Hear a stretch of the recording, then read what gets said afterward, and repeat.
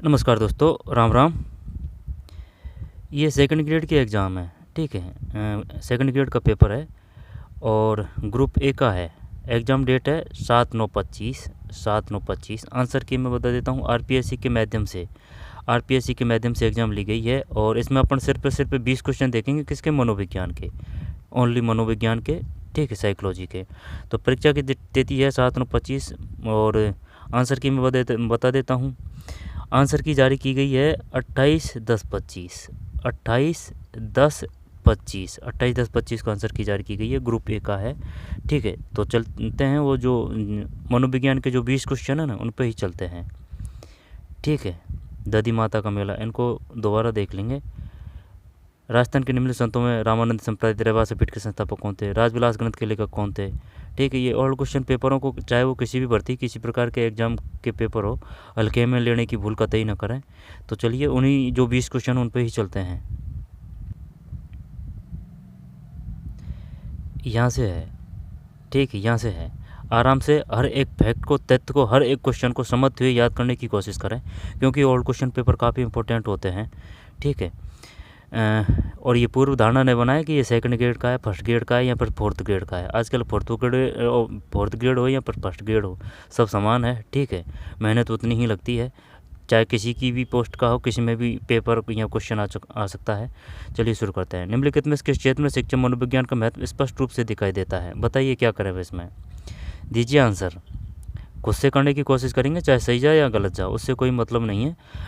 कोशिश करना ज़रूरी है, ठीक है। इसके बाद हम आंसर देखेंगे ऑफिशियल। निम्नलिखित में किस क्षेत्र में शिक्षा मनोविज्ञान का महत्व स्पष्ट रूप से दिखाई देता है? बताइए। मनोविज्ञान का महत्व स्पष्ट रूप से दिखाई देता है विद्यार्थियों की विकासात्मक विशेषताओं को समझने में। मनोविज्ञान का महत्व स्पष्ट रूप से दिखाई देता है विद्यार्थियों की व्यक्तिगत विभिन्नताओं को समझने में, प्रभावी शिक्षण विधियों को पहचानने में, ठीक है। आरपीएससी और आरएसएसबी पूरे क्वेश्चन पेपर देख चुके हैं। तो जो आरएसएसबी है ना, वो छठी से लेकर 10वीं तक की जो किताब है, उनको घोट के, एकदम कतई घोट के पी जाएँ, हर एक अक्षर को याद कर लें, ठीक है। आरएसएसबी यानी कि जैसे कि जो थर्ड ग्रेड लेगी ना, वो यहाँ से ही लेगी, अच्छा समझ में, आरएसएसबी ही लेगी, ठीक। उसके जो 5 या 10% ही क्वेश्चन, यानी कि हर एक पेपर, चाहे वो किसी भी भर्ती का पोस्ट का हो, जैसे जयन हो, अयन हो, तो वो 5-10 क्वेश्चन अलग आते हैं, ठीक है। 5-10 नहीं, 4 या 5 क्वेश्चन पेपर, 4 या 5 क्वेश्चन ही आते हैं, तो वो तो आपको मिलेगा ही नहीं। लेकिन जिस प्रकार की बार बार करें, तो अब 2-3 क्वेश्चन तो हर पेपर में छूट ही जाते हैं, जो कोई भी नहीं कर सकता और उनका कोई ठिया ठोर भी नहीं होता है। लेकिन जो आरपीएससी है ना, उसके 30 या 35% क्वेश्चन है ना, उनका कोई अता पता नहीं होता है भाई, वो कहीं से भी दे सकते हैं। बताइए भाई। विद्यार्थियों की विकासात्मक विशेषताओं को समझने में, विद्यार्थियों की व्यक्तिगत विभिन्नताओं को समझने में, प्रभावी शिक्षण विधियों को पहचानने में। तो क्या तीनों ही कर दें? तीनों है क्या इसमें? तीनों डी। पाठचर्या के निर्माण में। चल चारों ही करते हैं, है ना। देखते हैं दिखाने। ये 58 में खुद से कोशिश करने की वो करें, ठीक है ना। तभी जाके मेहनत आपकी वो होगी। ऐसे नहीं है कि चलो भाई पढ़ के निकल लिए और तभी क्वेश्चन लंबा टिकेगा, ठीक है। खुद से करने की कोशिश करें। तो इसमें क्या, कौन सा है? 58 में 4 है, हाँ सही है, 58 4 है, ठीक। ABCD दोबारा से देख लेते हैं। निम्नलिखित में से किस क्षेत्र में शिक्षा मनोविज्ञान का महत्व स्पष्ट रूप से दिखाई देता है? विद्यार्थियों की विकासात्मक विशेषताओं को समझने में, विद्यार्थियों की व्यक्तिगत विभिन्नताओं को समझने में, प्रभावी शिक्षण विधियों को पहचानने में, ठीक है। In understanding the development of chartered of the student. कभी कभी जो मनोविज्ञान हो, ठीक है ना, यहाँ पर जो हिंदी की टफ वो शब्द है, वो पहचानने में समस्या है, तो इंग्लिश की टर्म्स देखें ना, तो उससे काफ़ी हेल्प मिल जाती है। Understanding individual different among student and inspection effect teaching method construction of curriculum. ये चारों सही है। शिक्षा मनोविज्ञान के क्षेत्र को विभिन्न श्रेणियों के अंतर्गत वर्गीकृत किया जा सकता है। वृद्धि और विकास के ज्ञान को किस श्रेणी के अंतर्गत वर्गीकृत किया जा सकता है? दीजिए भाई आंसर। क्या करें अब इसमें? अधिगमकर्ता, लर्नर, सीखने की परिस्थितियाँ या वातावरण, learning A situation, and environment, शिक्षक, अधिगम प्रक्रिया। तो शिक्षा मनोविज्ञान के क्षेत्र को, ठीक है ना, शिक्षा मनोविज्ञान के क्षेत्र को विभिन्न श्रेणियों के अंतर्गत वर्गीकृत किया जा सकता है। ठीक है, वृद्धि यानी कि ग्रोथ शरीर से संबंधित है, और विकास दिमाग से, है ना। विकास के ज्ञान को किस श्रेणी के अंतर्गत वर्गीकृत किया जा सकता है? अधिगमकर्ता, शिक्षा मनोविज्ञान। तो सीखने की परिस्थिति में वातावरण, शिक्षक, अधिगम। ये क्या दो करें क्या इसमें? यहाँ पर लर्नर ही करें ओनली? बढ़िया क्वेश्चन है ये। तो अधिगमकर्ता, शिक्षा मनोविज्ञान के क्षेत्र को विभिन्न श्रेणियों के अंतर्गत वर्गीकृत किया जा सकता है। वृद्धि और विकास के ज्ञान को किस श्रेणी के अंतर्गत? अब ना ये वृद्धि और विकास देखना है अपन को। तो वृद्धि को शारीरिक बोल सकते हैं, ठीक है, लेकिन यहाँ विकास की भी बात आ रही है। तो सीखने की परिस्थितियाँ, वातावरण के ज्ञान को किस श्रेणी के अंतर्गत वर्गीकृत किया जा सकता है? क्या ही करें? क्या अधिगमकर्ता लर्नर ही कर दें क्या? देख, अधिगम प्रक्रिया ये तो नहीं लग रहा है, शिक्षक से तो कोई लेना देना है नहीं है। अब यहाँ तो अधिगमकर्ता कर, अब यहाँ फिर ये कर, सीखने की परिस्थितियाँ एवं वातावरण, वृद्धि और विकास के ज्ञान को किस श्रेणी के अंतर्गत वर्गीकृत किया जा सकता है? चल दो करते हैं। गुणसिट गुणसिट गुणसिट गुणसिट, एक है भाई, गलत गया, अधिगमकर्ता है, कोई बात नहीं, लर्नर। अब ये दो अगर काट दिए ना आपने, तो दो में रिस्क तो लेना ही पड़ेगा भाई, ठीक है, क्योंकि रिस्क तो दो में लेना ही पड़ता है। शिक्षा मनोविज्ञान के क्षेत्र को विभिन्न श्रेणियों के अंतर्गत वर्गीकृत किया जा सकता है। वृद्धि और विकास के ज्ञान को किस श्रेणी के अंतर्गत वर्गीकृत किया जा सकता है? अधिगमकर्ता। पियाजे एसआर थ्योरी किसने दी थी? SR theory. आरएस थ्योरी किसने दी थी? और स्किनर का सिद्धांत, क्रिया प्रसूत का सिद्धांत किसने दिया था? क्रिया प्रसूत को बताइए, क्रिया प्रसूत, स्किनर, ठीक है। नैतिकता का सिद्धांत किसने दिया था? नैतिकता का। और संज्ञानात्मक यानी कि सूझवादी कौन कौन है? सूझवादी, ठीक है। इसके बाद में त्रिआयामी सिद्धांत किसने दिया? त्रिआयामी सिद्धांत किसने दिया? बताइए, त्रिआयाम सिद्धांत किसने दिया?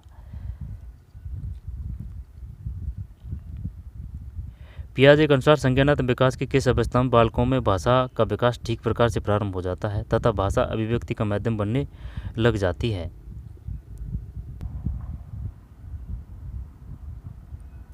पियाजे के अनुसार संज्ञानात्मक विकास की किस अवस्था में बालकों में भाषा का विकास ठीक प्रकार से प्रारंभ हो जाता है तथा भाषा अभिव्यक्ति का माध्यम बनने लग जाती है?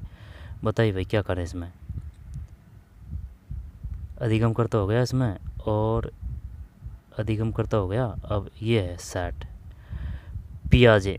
बताइए, पियाजे ने कौन सा सिद्धांत दिया था और फ्रॉवेल ने कौन सा सिद्धांत दिया? एड अहम और परा अहम, ठीक है। और मास्लो का सिद्धांत कौन सा था? मास्लो, ठीक है, मास्लो। और यानी कि थॉर्नडाइक ने बिल्ली पे किया था, यानी थॉर्न ने डाई लगा के बिल्ली को पकड़ा था, ठीक है ना, बिल्ली। तो थॉर्नडाइक ने किस पे किया? बिल्ली पे। प्रयास में त्रुटि सिद्धांत थॉर्नडाइक है, ठीक। स्किनर क्रिया प्रसूत है। नैतिकता का ये जीन पियाजे। सामाजिकता का से आ रहा है ना, सामाजिक, तो ये वाइगोस्की है, ठीक है। और गिलफोड़ यानी कि मछली के गल फड़े, गिल है ना, गिल है ये, गिल फड़े, तो गिल फड़े से गिलफोड़ कर लेंगे, ठीक है। क्रो यानी कि कोआ बोल रहा है किस पे? जो शाखीय सिद्धांत, यानी पेड़ की शाखा, तो शाखीय सिद्धांत क्रो का है, ठीक है। और कौन सा है?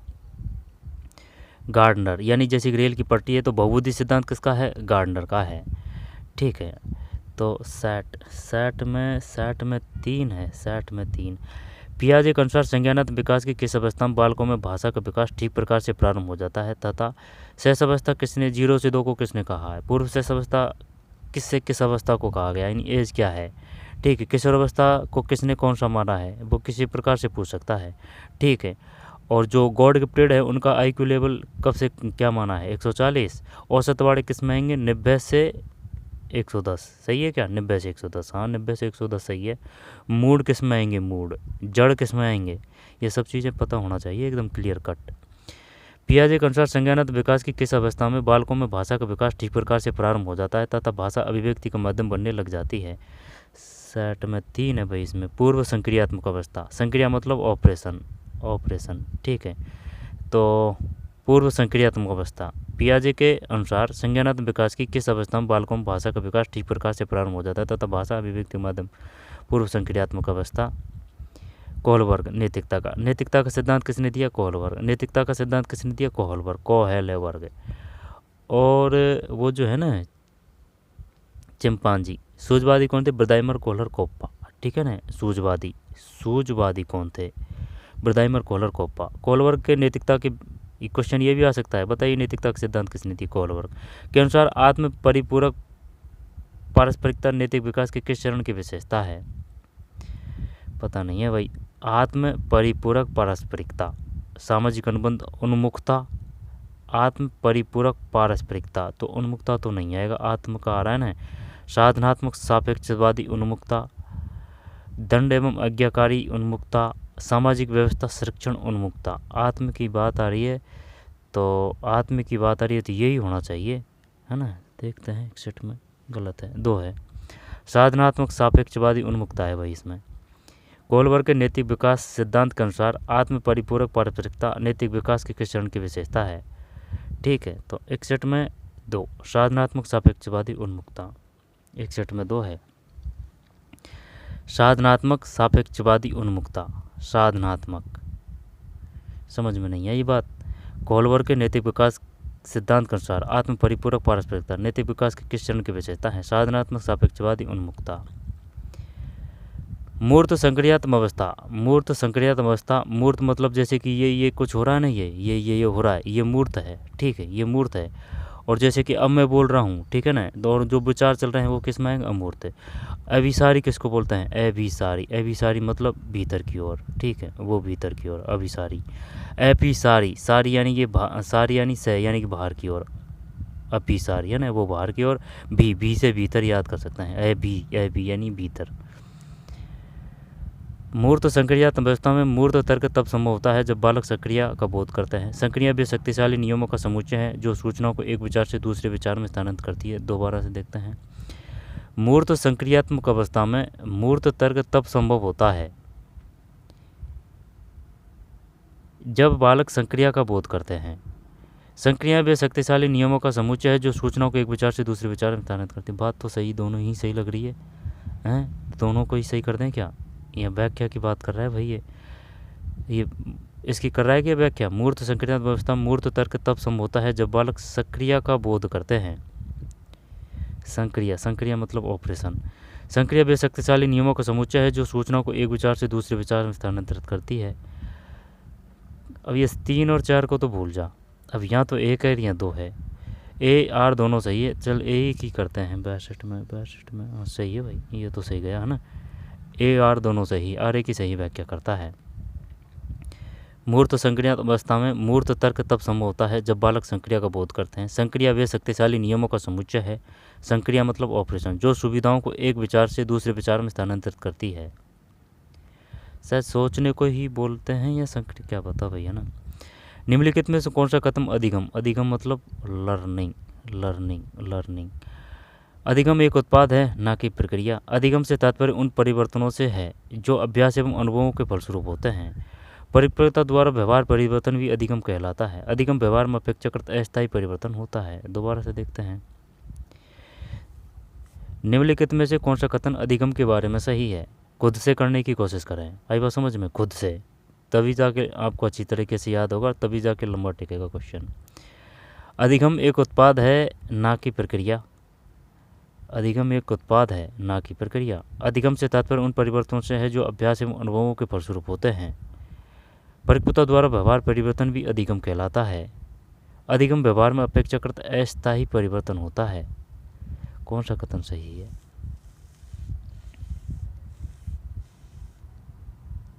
अभ्यास एवं अनुभवों के फलस्वरूप होते हैं। अधिगम से तात्पर्य, अधिगम से अभ्यास एवं अनुभवों से। परिपक्वता द्वारा व्यवहार में परिवर्तन भी नहीं, 1 मिनट। अधिगम व्यवहार चेंज। अधिगम एक उत्पाद है ना कि प्रक्रिया। अधिगम एक उत्पाद है। अधिगम व्यवहार में अपेक्षाकृत अस्थायी परिवर्तन होता है। अधिगम व्यवहार में अपेक्षाकृत अस्थायी, क्या करें अब इसमें? और थोड़ी है नीचे कुछ नहीं है। तो अधिगम द्वारा व्यवहार में परिवर्तन भी अधिगम कहला, ये कर दें क्या? अधिगम एक उत्पाद है ना कि प्रक्रिया। अधिगम से तात्पर्य उन परिवर्तनों से है जो अभ्यास एवं अनुभवों के फलस्वरूप। तो जैसे कि अभ्यास, अब जैसे कि अपन ये पढ़ रहे हैं, ठीक है ना, तो ये क्या है? अपना अभ्यास है ये, या फिर अनुभवों के फलस्वरूप होते हैं? कौन सा? अधिगम के बारे में सही है। अधिगम एक उत्पाद यानी कि प्रोडक्ट है लर्निंग, सही तो है। जैसे कि जॉब की तैयारी करते हैं, लेकिन जब जैसे कि साल 2 साल बाद में अगर पूछा जाए तो मामला नहीं बैठता है, तो क्या ये उत्पाद ही कर दें? अधिगम व्यवहार में अपेक्षाकृत अस्थायी परिवर्तन होता है। समझ में कुआरी? चल 2 ही करते हैं ना, देखते हैं होगा गलत होगा तो 63 में 2 सही है भाई। अधिगम से तात्पर्य उन परिवर्तनों से है जो अभ्यास एवं अनुभवों के फलस्वरूप होते हैं ना, ज़्यादा ओवर दिमाग से भी बचना चाहिए। शिक्षम अधिगमकर्ता की मानसिक तत्परता हेतु अनुदेशन कार्यों एवं केंद्रित समस्यात्मक परिस्थिति का नाटकीकरण कर रहा है। शिक्षक 5E निर्मितवादी उपागम के अनुसार किस चरण में है? पता नहीं। 64 में 3 संलग्न करना, 64 में 3 है। शिक्षक अधिगमकर्ता की मानसिक तत्परता हेतु अनुदेशन कार्यों पर केंद्रित समस्यात्मक परिस्थिति का नाटकीकरण कर रहा है। शिक्षक 5E निर्मितवादी उपागम के अनुसार किस चरण में है? संलग्न करना है। निम्नलिखित में से कौन व्यक्तित्व के जैव शारीरिक उपागम से संबंधित नहीं है? सेल्डन तो शारीरिक से, देख सेल्डन में से आ रहा है, आई बात समझ में? से शारीरिक है ना, क्लियर एकदम लॉक करके भूल जाइए, कोई दिक्कत नहीं है। और जो कैटल है ना, कैटल में कोई समस्या, कैटल यानी चाय की केटली, ठीक है, चाय की केटली जैसे कैटल। अब चाय जो तरल है, ठीक, तो तरलता का सिद्धांत, बुद्धि का तरलता का सिद्धांत किसने दिया था? कैटल ने दिया था। 16 जो जड़ी बूटी है, यानी कि जो चाय है उसमें 16 जड़ी बूटी बना के अपन चाय पी रहे हैं ना, ऐसे याद कर सकते हैं। तो वो 16 वो PF है ना, वो ये कैटल का ही है, ठीक। कैटल का तो खेल खत्म। सेल्डन वो शारीरिक से हो जाएगा। से आल पोर्ट यानी कि ऑल पल्टी कर रहा है साधनों में, तो ऐसे करते हैं। एक वो जो युंग होता है ना, युंग, कि भाई वो तो जुंग दे रहा है। जैसे कि कोई किसी से पूछ रहे हैं कि बताइए आपके कितने क्वेश्चन है, कि हाँ कि भाई मेरे 150 में से 130 120, जब अपन कहते हैं कि भाई ये तो फेंक रहा है ना, तो वो जुंग को युंग से याद, जुंग दे रहा है, उस युंग को ऐसे याद कर सकते हैं। हिप्पोक्रेटस वो जानवर का भी तो नाम होता है, वो क्या नाम है, गैंडा क्या बोलते हैं। इनने कौन सा सिद्धांत दिया था? पता नहीं है। 65 में 4 है आलपोर्ट, ठीक है। आलपोर्ट व्यक्तित्व के एक आलपोर्ट है, और एक युंग भी बढ़िया बात करते हैं ना, युंग का भी सिद्धांत शानदार है, वो अच्छी बातें बताते हैं, तो ऐसे याद कर रखा है ये। निम्नलिखित में कौन से व्यक्तित्व के जैव शारीरिक उपागम से संबंधित नहीं है? तो नहीं है, तो 65 में 4 नहीं है, जबकि गैलन है, हिप्पोक्रेटस है और सेल्डन है। हिप्पोक्रेटस है, गैलन है, सेल्डन है, ठीक है। हिप्पोक्रेटस है, गैलन है और सेल्डन है। सेल्डन क्रिया प्रसूत। ये बताइए कुत्ता पे किसने प्रयोग किया था? कबूतर पर किसने प्रयोग किया था? ठीक है। और अल्बर्ट बंडूरा ने अपने अध्ययन में पाया कि अधिगम वास्तविक परिदर्शन एक प्रकार का सुप्त अधिगम के बिना भी हो सकता है। अल्बर्ट बंडूरा ने अपने अध्ययन में पाया कि अधिगम वास्तविक प्रदर्शन एक प्रकार का सुप्त अधिगम के भी। अब ये ज़्यादातर ये जो कोष्टक में आता है ना, ये मामले को बैंडा देता है भाई, यानी कि गुमराह कर देता है अपन को। यानी कि जो क्वेश्चन तो जो पूछ रहा है जो ठीक है, अब होने को तो ये जो कोष्टक देता है ना अपन को, कि भाई ये स्पष्ट बताने की कोशिश करता है कि भाई हम आपको, यानी कि RPSC बाड़े या फिर जो भी क्वेश्चन में इस प्रकार के आते हैं, तो उसका मतलब होता है कि भाई ये डिटेल बता रहा है, ये जो है ना इसके बारे में डिटेल बता रहा है, लेकिन डिटेल से उल्टा ज़्यादा चक्कर पड़ता है, ठीक है। तो पहले अगर इसी प्रकार से सीधा सट क्वेश्चन हो जाए तो उसको वैसे ही करने की कोशिश करें। अल्बर्ट बंडूरा ने अपने अध्ययन में पाया कि अधिगम वास्तविक प्रदर्शन के बिना भी हो सकता है। एक प्रकार का सुप्त अधिगम के बिना भी हो सकता है। अपने अध्ययन में पाया कि अधिगम वास्तविक प्रदर्शन के बिना भी हो सकता है। अंतर्दृष्टि अधिगम, संज्ञानात्मक अधिगम विभेदीकरण, प्रयास व त्रुटि अधिगम। प्रयास व त्रुटि किसका था? सिद्धांत थांडाई का। 66 गलत है भाई, अपना तो करा ही नहीं है, वैसे ये पता भी नहीं है जब अधिगम विभेदीकरण है। अधिगम विभेदीकरण के बिना भी हो सकता है। अल्बर्ट बांडुरा ने अपने अध्ययन में पाया कि अधिगम वास्तविक प्रदर्शन एक प्रकार का सुप्त अधिगम के बिना भी हो सकता है। ठीक है, तो अधिगम विभेदीकरण अल्बर्ट बांडुरा ने कौन सा दिया था? एक प्रकार का सुप्त अधिगम के बिना भी हो सकता है, अधिगम विभेदीकरण 66 में 3। जब कोई वयस्क अपनी इच्छाओं, प्रेरणाओं एवं व्यवहारों को बाल्यावस्था की इच्छाओं, प्रेरणाओं एवं व्यवहारों के अनुकूल बना लेता है तो इसे कहा जाता है आत्मीकरण ही आएगा। ये तो प्रतिगमन तो वो दबाना हो गया ना। चल देखते हैं, उदात्तीकरण तो सिट तेरी की 2 है भाई, प्रतिगमन है ये तो, प्रतिगमन 67 में 2। जब कोई वयस्क अपनी इच्छाओं, प्रेरणाओं एवं व्यवहारों को बाल्यावस्था की इच्छाओं, प्रेरणाओं, व्यवहारों को अनुकूल बना लेता है तो इसे कहा जाता है। जैसे कि कोई बच्चा है, ठीक है, वो गली में नाचता हुआ जा रहा है, ठीक है ना, नाचता हुआ जा रहा है बचपन की तरह, है ना, कोई बच्चा। अब उसी गली में कोई कामकाजी जो पुरुष है, ठीक है, 35-40 का, वो जा रहा है, ठीक है, और वह उसको देखता है, लेकिन जैसे कि वो तो उसको क्रॉस कर गया, उसकी पीठ हो चुकी है, उसको कोई देखने वाला नहीं है पुरुष को, तो वो पुरुष भी वो बच्चे किसी नहीं करने लग जाता है, तो उसको क्या बोलेंगे? तो उसको ही ये प्रतिगमन बोलेंगे। तो यही है इसका मतलब, प्रतिगमन। किसी विद्यार्थी द्वारा अपनी समस्या के संबंध में परिकल्पना बनाने संबंधी मानसिक प्रक्रिया स्टर्नबर्ग के त्रितंत्रीय बुद्धि सिद्धांत के अनुसार किस घटक के अंतर्गत है? अब बुद्धि की बात आएगी तो वैसे विनय कर देंगे, ठीक है। अब चाहे वो बुद्धि का 2 हो या 3 हो, वो किसने दिया था? किसी विद्यार्थी द्वारा अपनी समस्या के संबंध में परिकल्पना बनाने संबंधी मानसिक प्रक्रिया स्टर्नबर्ग, ठीक है, वर्ग से बुद्धि, और वो विनय भी बुद्धि ही है। त्रितंत्रीय बुद्धि सिद्धांत के अनुसार किस घटक के अंतर्गत सम्मिलित है? वो बात तो ठीक है, लेकिन ये अगर पूछ ली उसने त्रितंत्रीय बुद्धि सिद्धांत किसका है? स्टर्नबर्ग के अंतर्गत सम्मिलित है। ज्ञान संग्रहण घटक, मेटा घटक, निष्पादन घटक, संदर्भात्मक घटक। तो पल्ले तो नहीं, चल ये कर देते हैं, ये ज्ञान संग्रहण चल छोड़ते हैं। मेटा संघटक 68 में मेटा संघटक है भाई, मेटा घटक। किसी विद्यार्थी द्वारा अपनी समस्या के संबंध में परिकल्पना बनाने संबंधी मानसिक प्रक्रिया स्टर्नबर्ग के 3 तंत्रीय। ये बताइए त्रितंत्रीय बुद्धि सिद्धांत किसका है? स्टर्नबर्ग। त्रितंत्रीय बुद्धि सिद्धांत किसका है? स्टर्नबर्ग। त्रितंत्रीय बुद्धि सिद्धांत किसका है? स्टर्नबर्ग। किसके अंतर्गत सम्मिलित है? मेटा घटक। मेटा फेसबुक भी होती है भाई। एक शिक्षक कक्षा में देखता है कि एक बच्चा स्थानीय बुद्धि में तेज है। इस बच्चे के अधिगम को सबसे अच्छी तरह कौन सी गतिविधि सहारा देगी? इसको तो कर देंगे। ऐतिहासिक क्या बोल रहा है? स्थानिक बुद्धि में तेज है, स्थानिक। ऐतिहासिक तथ्य याद करना, गणितीय ये तो नहीं आएगा। त्रिआयामी मॉडल का अभिकल्पन, निबंध लेखन। अब स्थानिक बुद्धि में तेज है, तो गणित तो नहीं करते हैं। त्रिआयामी मॉडल का अभिकल्पन, इस बच्चे के अधिगम को सबसे अच्छी तरह कौन सी गतिविधि सहारा देगी?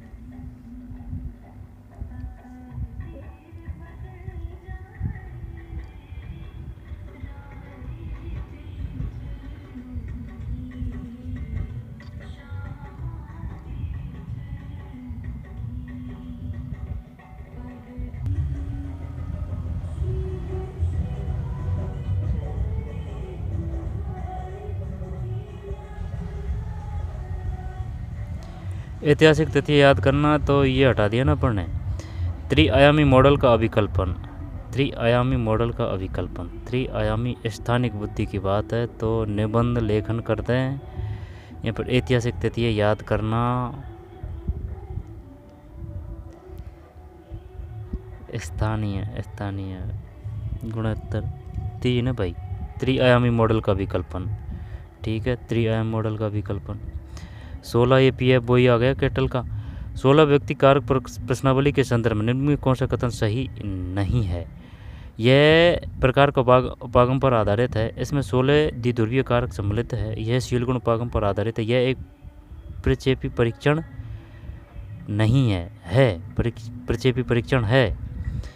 तो कौन सा कथन सही नहीं है? तो क्या 4 को ही हटा दें? 70 में गलत है, 1 है, ये है 16 व्यक्तित्व कारक प्रश्नावली के संदर्भ में, ठीक है, वो बुद्धि से संबंधित है। बुद्धि का तरलता का सिद्धांत किसने दिया था? 16 PF वो वही है, ठीक है, केटल का। 16 व्यक्तित्व कारक प्रश्नावली के संदर्भ में निम्नलिखित में कौन सा? ये व्यक्तित्व वही तो नहीं है, केटल का ही तो। यह एक प्रकार का उपागम पर आधारित है, यह सही नहीं है। इसमें 16 द्विध्रुवीय कारक सम्मिलित है। यह शील गुण उपागम पर आधारित है। यह एक प्रक्षेपी परीक्षण नहीं है। प्रक्षेपी मतलब, प्रक्षेपी उसको बोलते हैं जैसे कि अब ये हो रहा है ना, ये प्रक्षेपी है। आई बात समझ में? जैसे कि फेंक के माध्यम से, जैसे कि मोबाइल की टॉर्च है, ठीक है ना, और वो दीवार पे पड़ रही है तो वो क्या है? प्रक्षेपी क्रिया। अब जैसे कि ये जो हो रहा है ना, ये रेखा सी बन रही है तो ये क्या है? प्रक्षेपी है, ठीक है।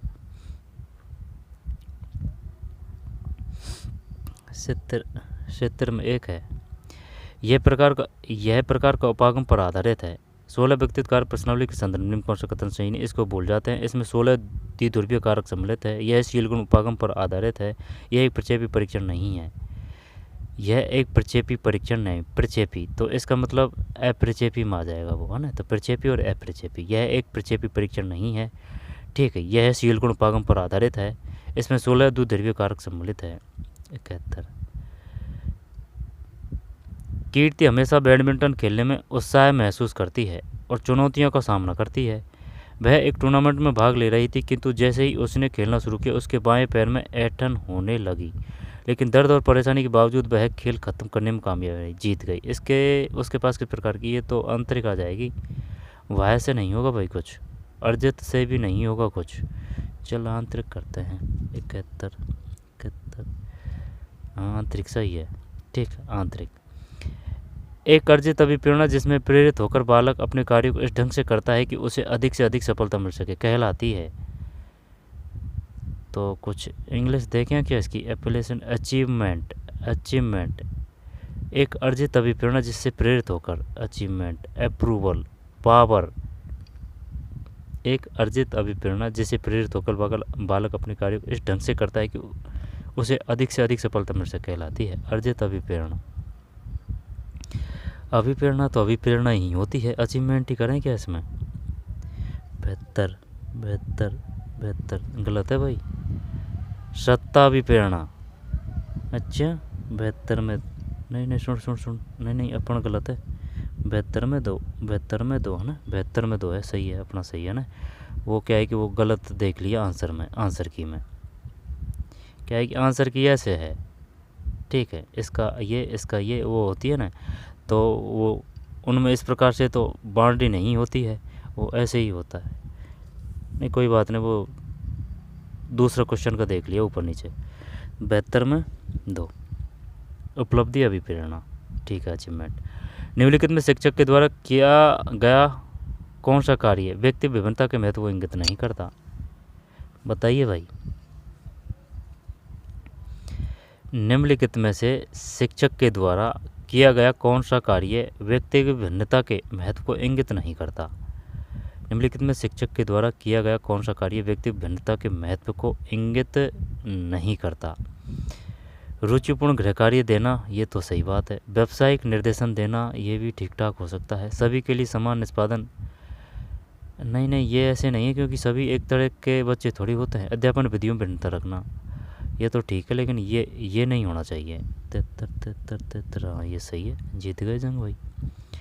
रुचिपूर्ण गृह कार्य देना, ठीक है। व्यावसायिक निर्देशन देना, ठीक, ये भी सही है। अध्यापन विधियों में भिन्नता रखना, ये सब सही है, ये नहीं है। निष्पादन स्तर तय करना, भाई सभी को एक जैसे नहीं। अगर कोई पढ़ रहा है और ज़्यादा अगर इंटेलिजेंट है तो उसको एक्स्ट्रा देगा ना वो, कि भाई आप इस पाठ का और याद करके ले आना। पीयूष के पास दूसरों की भावनाओं को प्रबंधित करने का कौशल है। वह अवलोकन संवेगात्मक बुद्धि के किस घटक को इंगित करता है? बताइए भाई क्या करा है? पीयूष के पास दूसरों की भावनाओं को प्रबंधित मतलब मैनेजिंग है ना, मैनेजिंग। इमोशनल, ईक्यू है ना, ईक्यू को आईक्यू से तगड़ा बताया भाई, ध्यान देना इस बात पे, ठीक है। पीयूष के पास दूसरों की भावनाओं को प्रबंधित करने का कौशल है। यह अवलोकन संवेगात्मक बुद्धि के किस घटक को इंगित करता है? फिर उसके पास दूसरों की भावनाओं को प्रबंधित यानी कि मैनेजिंग करने का कौशल है। यह अवलोकन संवेगात्मक बुद्धि के किस घटक को इंगित करता है? संवेगात्मक लब्धि, अंतर्वैयक्तिक जागरूकता, अंतर्वैयक्तिक प्रबंधन, अंतर्वैयक्तिक प्रबंधन। जब अंतर जरूर आएगा ये, है ना, अंतर जरूर आएगा। अंत तो अंदर अंदर की बात हो जाएगी स्वयं की। अंतर्वैयक्तिक प्रबंधन ही होना चाहिए भाई ये, है ना। अंतर्वैयक्तिक यही करते हैं 3 74 74 74 74 74 में 3, 74 में 3 सही है ना, 74 में 3। अंतर्वैयक्तिक, अंतर रह जरूर आएगा। अंतर्व्यक्ति यानी कि ये व्यक्ति और ये व्यक्ति, है ना, तो अंतर्व्यक्ति। अगर खुद की बात आएगी तो अंत आएगा स्वयं कैप्टन की। जैसे कि अगर ये मानव है तो ये स्वयं की बात करेगा तो अंत स्वयं इसका आएगा। और अंतर रह है तो यानी कि 2 की बात हो रही है। 74 में 3। फिर निम्नलिखित में कौन सा किसी व्यक्ति के दृष्टिकोण अभिवृत्ति परिवर्तन लाने के लिए उपयुक्त नहीं है? अभिवृत्ति जब एक तो होता है एप्टीट्यूड, ठीक, एप्टीट्यूड, और एक होता है एटीट्यूड। जब एप्टीट्यूड बेस्ट होता है, एप्टीट्यूड यानी अभिवृत्ति, अभिक्षमता बोलते हैं इसको, अभिवृत्ति को। ये बेस्ट होता है एटीट्यूड से, ठीक है ना। एटीट्यूड, एटी ये एपी है, अभिवृत्ति को एपी बोलते हैं, एटीट्यूड।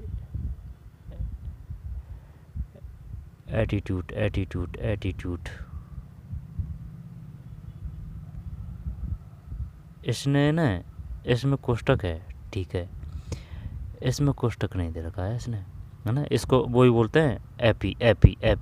एटीट्यूड को सब जानते हैं।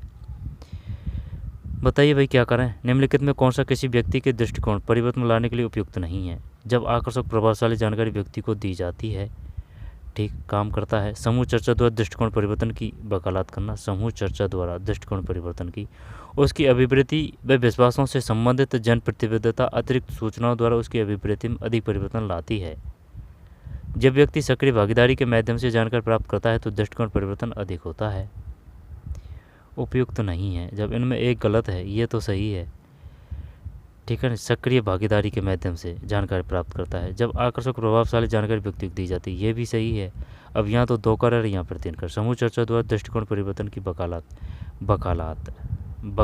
नहीं, ये नहीं है, वकालत की बात नहीं आएगी।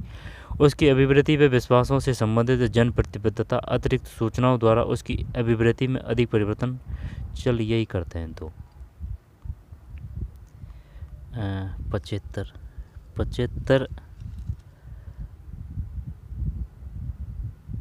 75 में 3 है भाई, गलत गया। 75 में 3 है, 75 में 3 है। निम्न में कौन सा किसी व्यक्ति के दृष्टिकोण अभिवृत्ति परिवर्तन लाने के लिए उपयुक्त नहीं है? उसकी इसमें बीच में इसने खेल कर दिया अपने साथ में। उसकी अभिवृत्ति व विश्वासों से संबंधित जन प्रतिबद्धता अतिरिक्त सूचनाओं द्वारा उसकी अभिवृत्ति में अधिक परिवर्तन लाती है। अतिरिक्त सूचनाओं द्वारा नहीं, सूचनाओं से जो अभिवृत्ति है ना वो नहीं बदलेगी। सूचनाओं से ये गलत है भाई, है ना इसमें। बाकी सब सही है। जब आकर्षक और प्रभावशाली जानकारी व्यक्ति को दी जाती है। समूह चर्चा द्वारा दृष्टिकोण परिवर्तन की वकालत करना। जब व्यक्ति सक्रिय भागीदारी के माध्यम से जानकारी प्राप्त करता है तो दृष्टिकोण परिवर्तन अधिक होता है। आगे चलते हैं। वह अभिप्रेरक शक्ति जो हमारे ध्यान को आकर्षित कर उसे किसी वस्तु, उद्दीपन या कार्य विशेष के संपादन में बराबर बनाए रखकर हमें वांछित उद्देश्य की पूर्ति में सहयोग प्रदान कर। ये तो वो है ना, अभिवृत्ति तो नहीं बोलेंगे इसको, सेल्फ कॉन्सेप्ट यही सही है, ठीक है। हैबिट तो अलग चीज़ है, इंटरेस्ट अलग चीज़ है। आत्म प्रत्यय, सेल्फ कॉन्सेप्ट, एटीट्यूड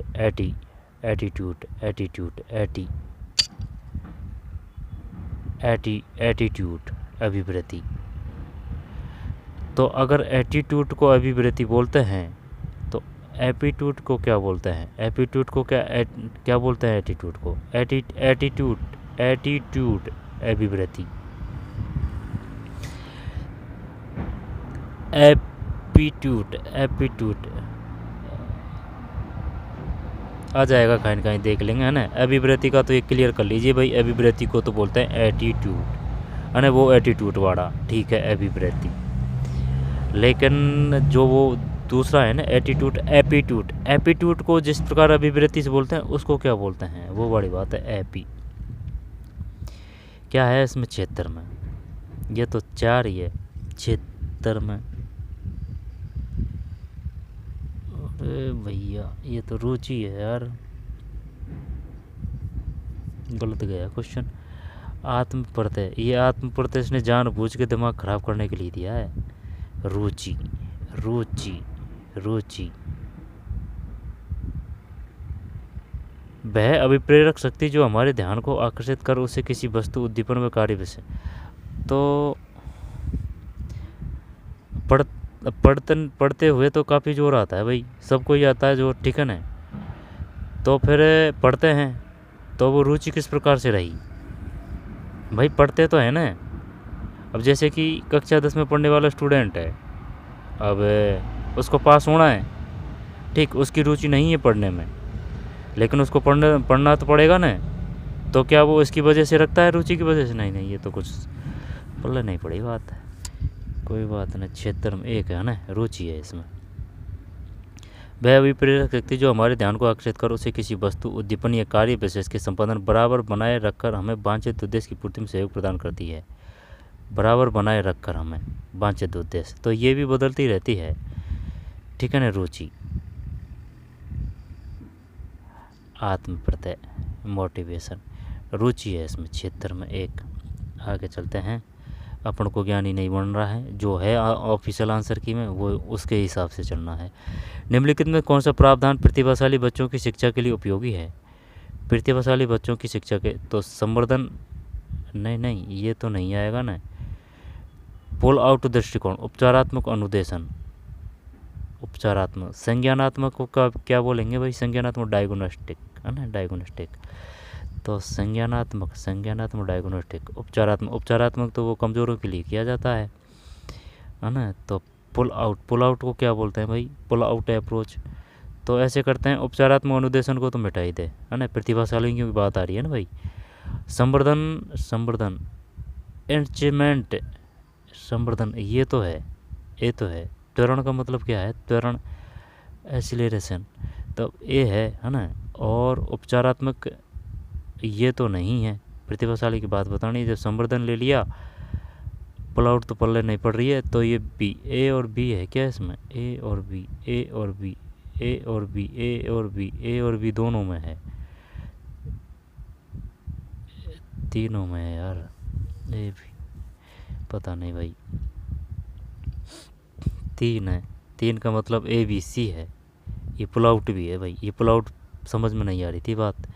पुल आउट अप्रोच, पुल आउट किसे कहते हैं, पुल आउट। संवर्धन कार्यक्रम है, ये तो ठीक है, त्वरण भी होता है, ठीक है ना, लेकिन ये इससे समझ में नहीं आ रही थी बात। पुल आउट दृष्टिकोण, पुल आउट दृष्टिकोण, ठीक है। राजस्थान के किस जिला समूह 40 सेंटीमीटर संवर्षा रेखा गुजरती है? जैसे कि ये अपना राजस्थान है, ये अपना राजस्थान है प्यारा, है ना। तो जैसे कि ये अरावली है, अरावली, अपनी अरावली, ठीक है। तो जैसे कि 50, 50, 60, 70, 80, उल्टा बता दिया। जैसे कि ये अरावली है अपनी, है ना, ये अरावली है अपनी। तो जैसे कि 50 सेंटीमीटर है ना, ये पास में है 50 सेंटीमीटर, यहाँ है ना, यहाँ इधर साइड है 50, 50, 50, 50, 50, यानी कि इधर 60, 70, 80, 90, 100 इस प्रकार से होती जाएगी। और इससे जैसे कि 50, 40, 30, 20, 25, अब ये जो जैसलमेर वगैरह है ना, यहाँ 20 या 25 वाड़ी जा रही है, ठीक है, वो रेखा संवर्षा रेखा वो पूछ लेता है। और जो वो है ना हमारा राजस्थान बुक कक्षा 6 या 7 या 8 की कुछ ऐसे है, उसमें ना वो मैप दे रखा है बढ़िया तरीके से राजस्थान का, वो समदाब रेखाएं दे रखी है कि इधर इधर इधर होके जा रही है, उनको अच्छी तरीके से देख लेना। और वैसे वीडियो भी बना देंगे अपन। तो ये साइकोलॉजी के तो क्वेश्चन हो चुके हैं ना, इनको दोबारा से देख लेते हैं। तो निम्नलिखित में कौन सा प्रावधान प्रतिभाशाली बच्चों की शिक्षा के लिए उपयोगी है? ए बी सी है, संवर्धन कार्य, त्वरण, पुल आउट दृष्टिकोण। और वह अभिप्रेरक शक्ति जो हमारे ध्यान को आकर्षित कर उसे किसी वस्तु, उद्दीपन या कार्य विशेष के संपादन बराबर बना, ये रुचि है, ठीक है। और परिवर्तन लाने के लिए उपयुक्त नहीं है। निम्न में कौन सा किसी व्यक्ति के दृष्टिकोण में परिवर्तन लाने के लिए उपयुक्त नहीं है? 75 में 3 है, तो ये नहीं है। जब आकर्षक, ये सब सही है, ठीक है। इसके बाद में पीयूष के पास दूसरों की भावनाओं को, तो अंतर है, ये तो सही गया था अपना अंतर। निम्नलिखित में से शिक्षक द्वारा किया गया कौन सा कार्य व्यक्ति भिन्नता को महत्व को इंगित नहीं करता? तो सभी के लिए समान ये नहीं करेगा, है ना। 73 सही है ना? हाँ ये सही, ये गलत है। रुचिपूर्ण गृह कार्य देना, व्यावसायिक निर्देशन देना, अध्यापन विधियों में भिन्नता रखना। एक अर्जित अभिप्रेरणा जिससे प्रेरित होकर बालक अपने कार्यों को इस ढंग से करता है कि उसे अधिक से अधिक सफलता मिल सके कहलाती है। 72 में 2 है, उपलब्धि अभिप्रेरणा, उपलब्धि अभिप्रेरणा।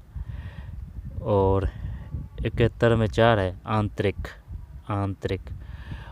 16 70 1 है, वह यह प्रकार उपागम पर आधारित है, यह प्रकार उपागम पर आधारित है, प्रकार उपागम। केटल 16 पीएफ केटल ने किसने उसका बुद्धि का तरलता का सिद्धांत दिया? त्रिआयामी सिद्धांत किसने दिया था?